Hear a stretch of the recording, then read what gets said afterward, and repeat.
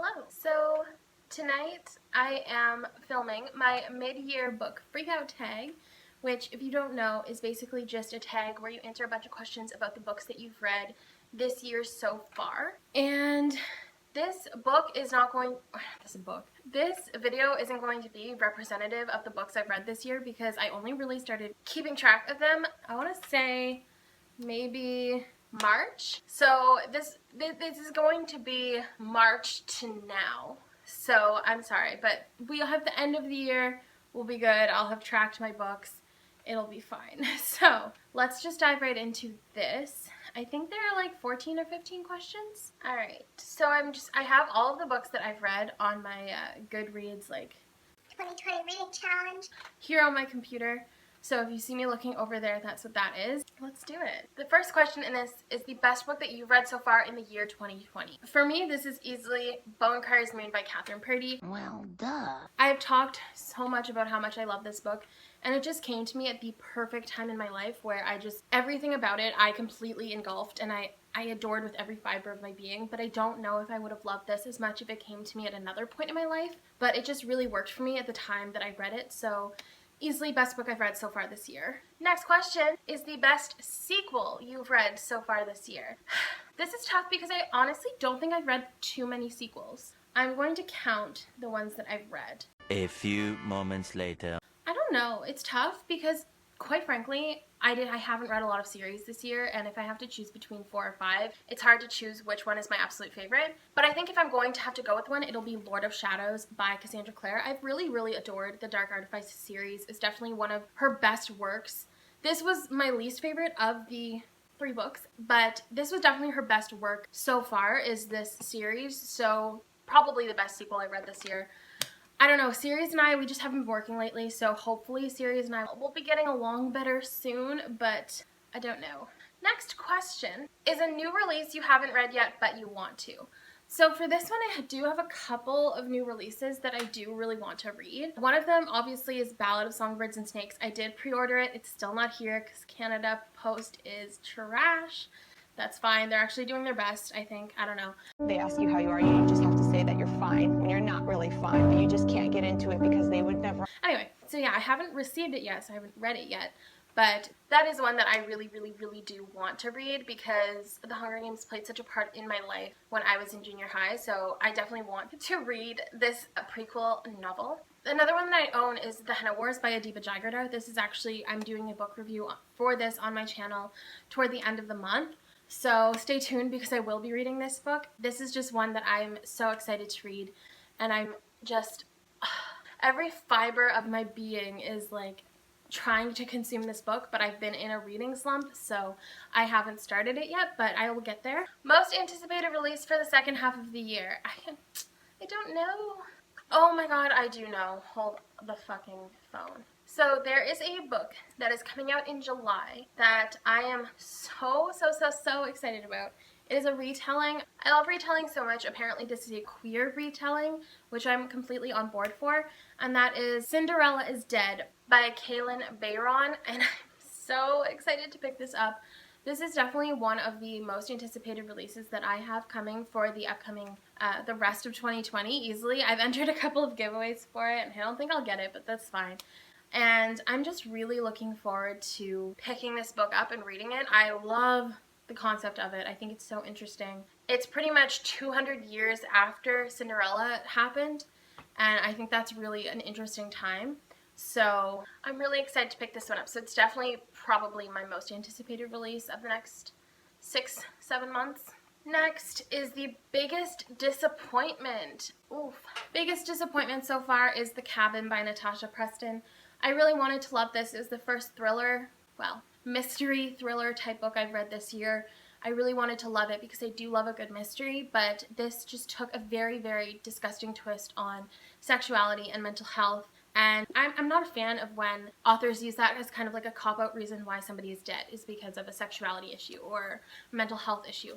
That bothers me, and I didn't think this was going to go like that, and I am disappointed, to say the least, with how this turned out. Next is the biggest surprise of 2020 so far. That's a tough question because I've had a lot of books that have like pleasantly surprised me. Easily the biggest surprise for me is Flawed by Cecilia Ahern. This is a book that I went into it thinking it would be good. I thought it would be a very like 3.5 read, just because that's where my life had been, reading 3 and 3.5 star reads. But this took me on such a journey. I cried, I laughed. Well, I didn't actually laugh because this is really depressing. I cried, and I cried again. Stop it. Get some help. And it made me feel emotions that I hadn't felt reading, especially reading a dystopia, in a very, very long time. So this definitely was the biggest surprise for me so far. Next, favorite new author or new to you author? This is the easiest question. I haven't read any new authors this year. I don't think anybody here has been a new author. But new to me, easily Natasha Non, who wrote Girls of Paper and Fire. Easily one of my favorite books so far that I've read this year, and I'm obsessed with her writing. I've never read anything by her before, but I have a couple other of her books on my TBR because her writing is just so fantastic, and I love how she writes about queer people, diverse characters. I'm obsessed with her. I'm obsessed with her writing, so easily. She is my favorite new to me author this year so far, so love that. Ooh, newest fictional crush. This is actually kind of difficult for me because I don't usually crush on fictional characters, but if I had to choose a fictional character who I could like see myself crushing a little bit on, it would definitely be Anna Lightwood from Chain of Gold. She was such a fierce, badass bitch. That's the best thing to be at that time because nobody takes you seriously if you're a woman. So it is the best thing to ever be, is to be the sassy bitch who doesn't take shit, especially from men. Like that's so good to me. I had so much fun reading about her and reading about her character, and I definitely fell pretty hard for her. So if I had to pick a new fictional crush, I'm gonna go with Anna Lightwood. My newest favorite character. I'm realizing that some of these questions aren't exactly the same as I've seen other people doing them this year, but that's honestly whatever. Like, that happens, so it's fine. Anyways, my newest favorite character. That's difficult because a lot of the characters I've read this year have not been good. They have not been characters that I'm really in love with, and that's frustrating for me. I do want to say though that if I had to pick a new favorite character this year, it would be somebody from the Dark Artifices, because every single character in that I felt had such a depth to them that I hadn't exactly read in a Cassandra Clare novel, and I really enjoyed my time reading that. But also, I really want to say that Lay or Ren, who are our two main characters in this book, they're also amazing characters that I've read about. Very, very strong women and just dealing with the worst of the worst, and I like that. Not that they're dealing with that, because that's sketchy, but I really do like how they were written, and I really do like them as characters. So possibly two people, Lay and Ren, or possibly maybe Christina from the Dark Artifices. I don't know. I've read enough good characters for me not to be able to choose just one favorite, but I haven't read enough that it's a really, really difficult choice. So we're gonna go with those for my top 3 maybe. A book that made you cry. It's hard because I do want to say, oh, okay, this is a good one. I didn't want to do like the same over and over again because that's what I felt like this was going to do, but I Wish You All the Best by Mason Deaver actually made me cry at work, so that's cool. It's a very, very short novel to be able to get me having the emotional feelings that I had, and for that I thank Mason Deaver. But I'll be talking about this more in my June wrap-up, but it was a very emotional and very touching story, and it made me cry, so we're gonna go with this one. Next is a book that made you happy, and this is a difficult question. So the book that I would say made me happy this year is Before I Fall by Lauren Oliver. This book I have never read before this year. It's very, very backlisted, and that's okay. This book actually made me really happy reading it. Seeing her progress as a person, Samantha, made me extremely happy. And there were certain different scenes throughout this that they made me extremely happy, even though I knew what the ending was going to be. And I really did enjoy my time reading this. So yes, favorite book to movie adaptation you saw this year. I don't really think I've seen any this year, if I'm being perfectly honest. I mean, I rewatched The Hunger Games, but I mean, I don't think it's my favorite. If it's the only one I've seen, I'll go with The Hunger Games and Catching Fire. But actually, I think I liked Catching Fire more than I liked The Hunger Games because I loved the way that they did the clock arena. I thought that was really, really beautifully done.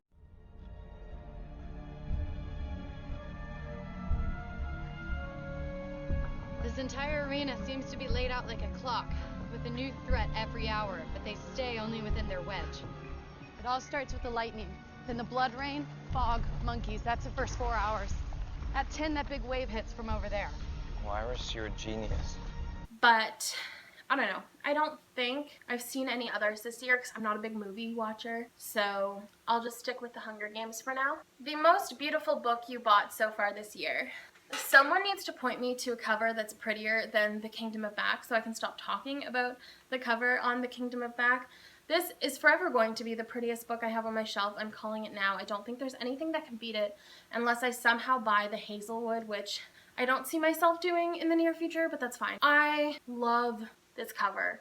Easily the prettiest cover I bought this year. This was almost exclusively a cover buy, but it wasn't. But I really do love this cover. So it's definitely the most beautiful I bought this year. Next. What books do you need to read by the end of the year? So a couple of books I need to read by the end of the year. I'll just list them off and start finding them on my shelf. I am reading currently The Boy in the Red Dress, so that is something I need to finish because it's a new release that I was really excited about. I'm just in a reading slump, so it's hard for me to read right now. The Henna Wars, like I said. I'd like to read The Diviners this year because it's been on like the top of my list for forever, and I want to read it because I have extremely high hopes for it. Same goes with Caraval. I really would love to read that this year. A lot of people are talking about it, or at least they were at a time, and I want to be able to be included in those conversations.